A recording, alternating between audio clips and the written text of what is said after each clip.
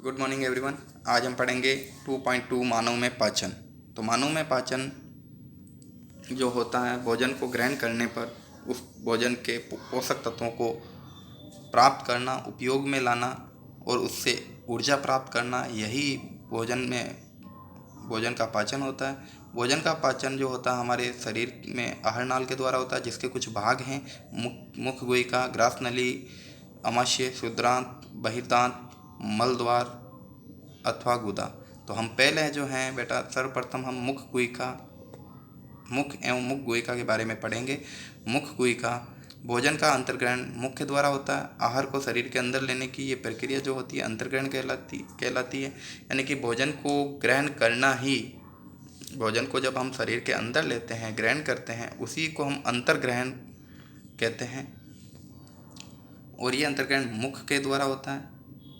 हम दांतों की सहायता से भोजन को चबाते हैं। यांत्रिक विधि द्वारा उसको छोटे छोटे टुकड़ों में पीस डालते हैं। मसूड़ों दांत जो हैं बेटा, मसूड़ों के बीच में अलग अलग गर्तिका यानी सॉकेट में धसे हुए होते हैं। यानी कि दांत मसूड़ों में लगे होते हैं।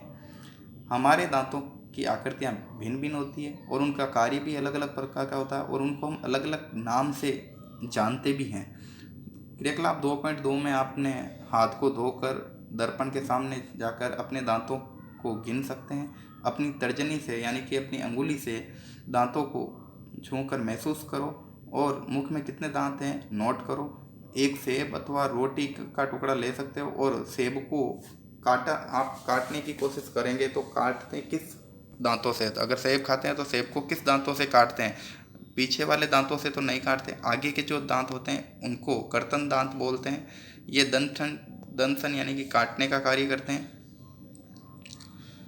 दांत खाद्य पदार्थों को चीरने फाड़ने के भी काम आते हैं। उन दांतों को भी आपको पहचानना है जो चबाने और पीसने का काम करते हैं। तो अपने जो पीछे हम नॉर्मल भाषा में डांट बोलते हैं, यानी कि पीछे के जो दांत होते हैं जिनको हम किताब में पढ़ेंगे कि अग्र चवर्णक और चवर्णक, ये दांत जो होते हैं बेटा चबाने और पीसने का काम करते हैं।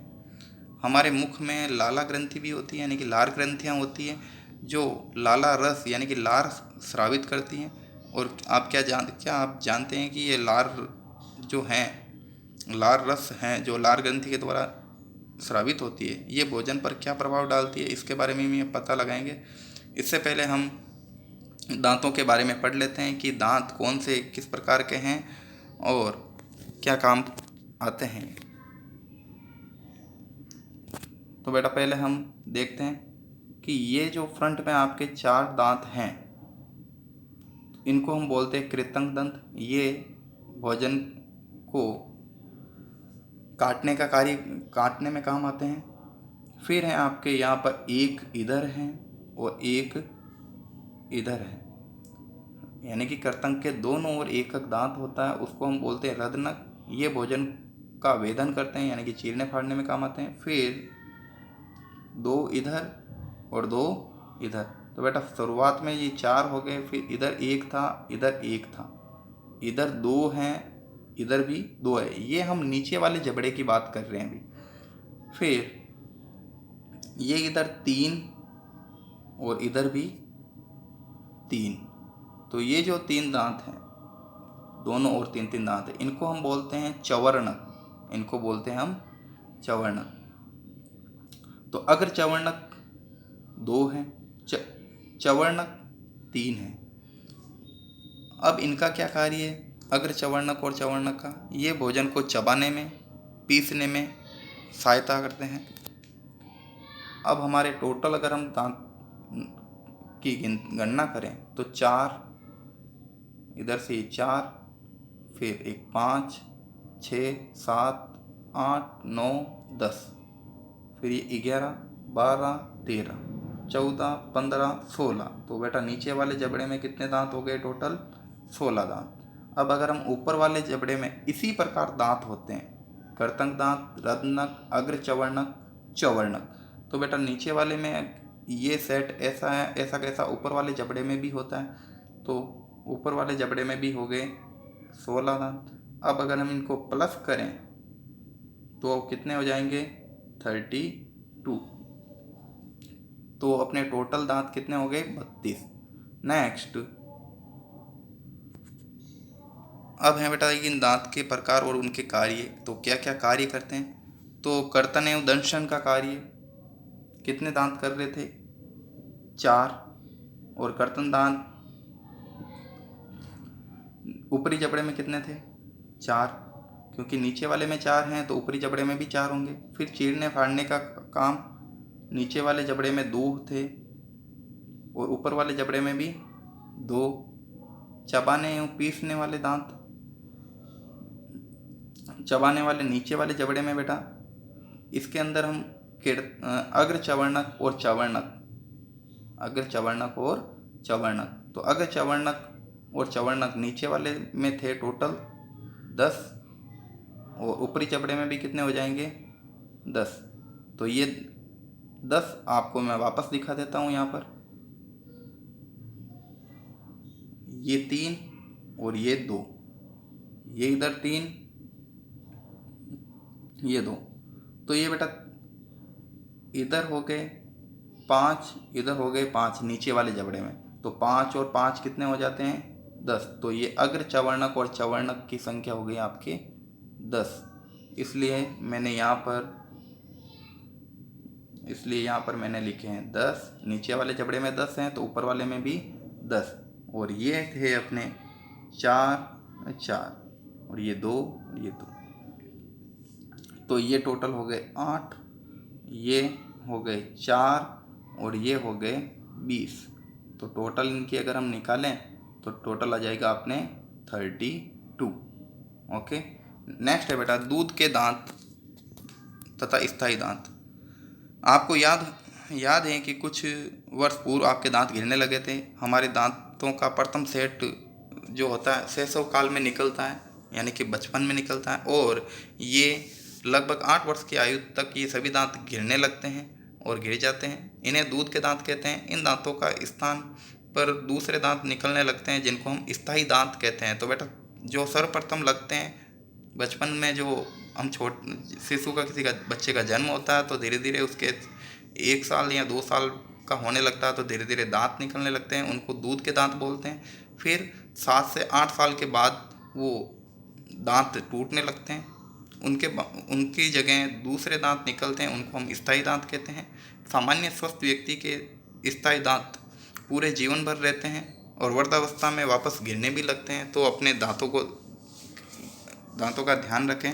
अगर स्थायी दांत बेटा एक बार गिर गए तो वापस आने वाले नहीं हैं। और ये स्थायी दांत भी आजकल हैं, जो बच्चों में क्या होता है कि दूध के दांत तो गिरते ही हैं, फिर उनकी जगह स्थायी दांत आ जाते हैं, फिर वो दांतों की अच्छे से देखभाल नहीं करते तो वो स्थायी दांत भी टूटने लगते हैं। फिर ज़िंदगी भर उनके दांत टूटे हुए ही रहते हैं, फिर वो नकली दांत लगाते हैं। फिर है बेटा 2.3, हम पढ़ रहे थे कि लाला ग्रंथि का भोजन पर क्या प्रभाव पड़ता है। तो इसके लिए हम क्रियाकलाप 2.3 करते हैं। 2 प्रश्नलियाँ लेनी है, ए तथा बी चिन्हित करना है। प्रश्नली ए में उबले हुए चावल डालने हैं और वैसे ही उबले हुए चावल को हम अपने मुख में लेकर उसको 2-3 मिनट तक चबाएंगे, 3-5 मिनट तक चबाएंगे, और चबाने के बाद उसी जो हमने मुंह में चबाया है उस चबे हुए को हमारे को दूसरी प्रश्नली बी के अंदर डालना है। ये बेटा करने में थोड़ा गंदा है, पर हमारे को पता करना है कि लार ग्रंथियाँ भोजन पर क्या प्रभाव डालती है। तो बेटा लार तो हमारे को मुंह से ही मिलेगी, तो मुंह से लार अपने चावल जो हम बार बार चबाएंगे 4-5 मिनट तक, तो उसमें वो लार मिक्स हो जाएगी और वो भोजन पर क्या प्रभाव डालती है इसका हमें पता करने के लिए हमारे को मुंह में लिया हुआ चावल जो 3-5 मिनट तक हमने चबाया है उसको प्रश्नली बी में डालना है। तो हमने एक तो उबले हुए चावल का 1 चम्मच प्रश्नली में डाला है और दूसरी प्रश्नली में हमने डाला है चबाया हुआ चावल। तो बेटा आप यहाँ 2 प्रश्नलियाँ देख सकते हैं, एक ये है और दूसरी ये, जिसको हमने इधर वाली को ए नाम दिया, इधर वाली को बी। अब इसके अंदर उबला हुआ चावल है, इसमें चबाया हुआ चावल है, और थोड़ा सा हमारे को इसमें जल डालना, पानी डालना। अब दोनों प्रश्नलियों में आयोडीन की ड्रॉप डालेंगे। आपको पता है कि हमारे को स्टार्च का परीक्षण करने के लिए हम आयोडीन की ड्रॉप डालते हैं, आयोडीन का विलयन डालते हैं, जिससे हमें ये पता चलता है कि स्टार्च है या नहीं है। तो चावल में स्टार्च था, तो उबले हुए चावल में स्टार्च था, पर जो हमने चबाया है उस चावल में स्टार्च नहीं है। क्यों नहीं है? इसमें कलर चेंज ही नहीं हुआ। आप देखिए, इसमें आपको ब्लू कलर दिख रहा है पर इसमें कोई भी कलर नहीं है, क्योंकि इस चबाए हुए चावल में स्टार्च नहीं है। तो विलियन की हमने जो बूंदें डाली, हमने परीक्षण नोट किया तो परखनली में कुछ परिवर्तन आया कि क्योंकि बेटा दूसरे वाली परखनली में कुछ चेंज नहीं हुआ। लाला रस यानी कि लार ग्रंथियां जो रस स्रावित करती है, वो चावल का जो मंड है यानी कि स्टार्च है उसको शर्करा में बदल देती है। तो ये आपको अंडरलाइन करनी है, मंड को यानी कि स्टार्च को शर्करा यानी कि ग्लूकोज में बदल देती है, इसलिए इसका कलर चेंज नहीं हुआ। तो जीभ के द्वारा जो जीभ के नीचे जो ग्रंथियां होती है, लार ग्रंथियां, उनसे लार रस निकलता है और वो मंड को शर्करा में बदल देती है, यानी कि भोजन का पाचन होने लग गया है। जीभ एक मांसपेशी अंग है जो पीछे की ओर मुख गुहिका के अधर तल से जुड़ी रहती है। आगे वाला भाग जो होता है स्वतंत्र होता है, कहीं पे भी मुड़ सकता है। क्या आपको इसके कार्य ज्ञात हैं? हम बोलने के लिए जीभ का उपयोग करते हैं, इसके अतिरिक्त ये भोजन में लार मिलाने का भी कार्य करती है, निगलने के में भी सहायता प्रदान करती है। जीभ द्वारा ही हमें स्वाद का पता चलता है। जीभ पर ही स्वाद कलिकाएँ होती है, जिनकी सहायता से हमें विभिन्न प्रकार के स्वाद का पता चलता है। क्रियाकलाप 2.4 द्वारा हम स्वाद कलिकाओं का बारे में पता लगा सकते हैं। क्रियाकलाप 2.4, निम्न पदार्थों को अलग अलग विलयन तैयार करना। पहले आपको चीनी का विलयन तैयार करना, नमक का विलयन, नींबू का रस, नीम की पत्ती, करेला का रस। फिर अपने मित्र की आंखों पर पट्टी बांधकर उसे जीभ बाहर निकालने के लिए कहो।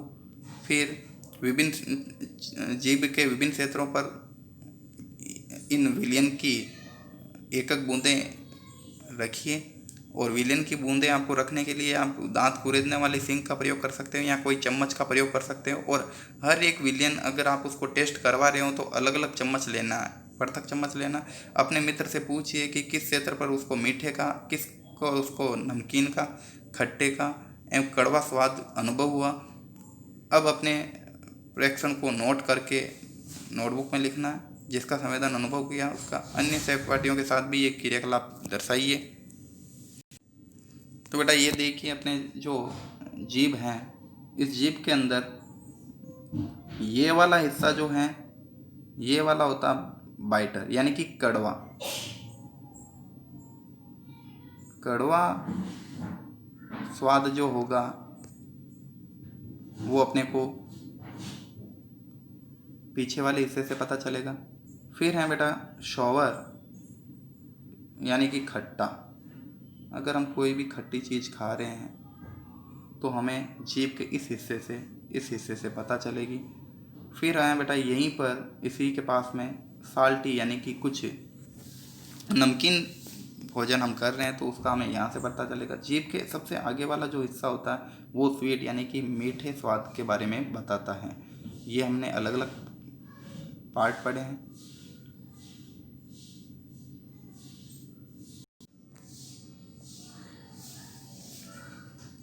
फिर बेटा एक यहाँ पर ये हैं आपके मिठाइयाँ और दंतशय। तो सामान्य हमारे मुख में जीवाणु पाए जाते हैं, परंतु उनसे हमें कोई हानि नहीं होती। फिर भी हम खाने के पश्चात हम दांत एवं मुख साफ न करें तो मुख में अनेक प्रकार के हानिकारक जीवाणु वास करके वृद्धि करने लगते हैं।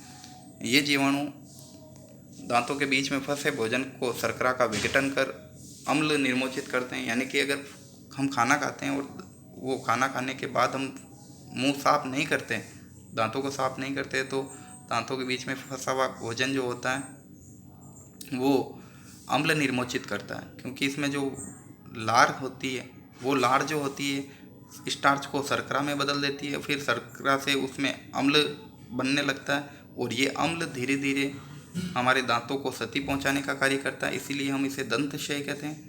यदि समय रहते इसका उपचार नहीं किया जाए तो दांतों में असहनीय पीड़ा होती है और चर्म अवस्था में दांत टूट जाते हैं, गिर जाते हैं। चॉकलेट, ठंडे पेय, चीनी युक्त मिठाइयाँ यानी कि मिठाइयाँ अन्य पदार्थों से दंत क्षय होने के लिए मुख्य रूप से उत्तरदायी हैं। यानी कि अगर आप चॉकलेट, ठंडा पानी, चीनी युक्त मिठाइयाँ अगर ये हम खाते रहें और हम दांतों को साफ नहीं करते रहे तो हमारे दांत को क्षति होगी, टूटने लगेंगे, गिरने लगेंगे। अतः प्रत्येक व्यक्ति को प्रतिदिन कम से कम 2 बार ब्रश अथवा दातुन करनी चाहिए। कुछ भी खाने के बाद कुल्ला करना चाहिए ताकि दांतों के बीच में भोजन ना फंसे। मुख के अंदर गंदी अंगुली अथवा बिना धुली वस्तु नहीं डालनी चाहिए, क्योंकि इससे भी आपके दांतों को क्षति हो सकती है, नुकसान हो सकता है। और ये आपको बेटा दांतों की क्षति देखने को मिल रही है यहाँ पे कि ये अपना स्वस्थ दांत था, फिर यहाँ बीच में भोजन फंसा और भोजन फंसने से इसके साइडों में भोजन फंसता है तो ये बीच में आपके पता है कि यहाँ पर गड्ढा हो गया, फिर ये धीरे धीरे गड्ढा बड़ा हो गया और फिर ये दांत के अंदर यहाँ पर ये जो इसकी मसूड़े हैं यहाँ दर्द होता है और ये हम सहन नहीं कर सकते, इसलिए अपने को दांतों को बार बार साफ करते रहना चाहिए। नेक्स्ट हम बेटा कल पढ़ते हैं आगे भोजन नली ग्रसिका।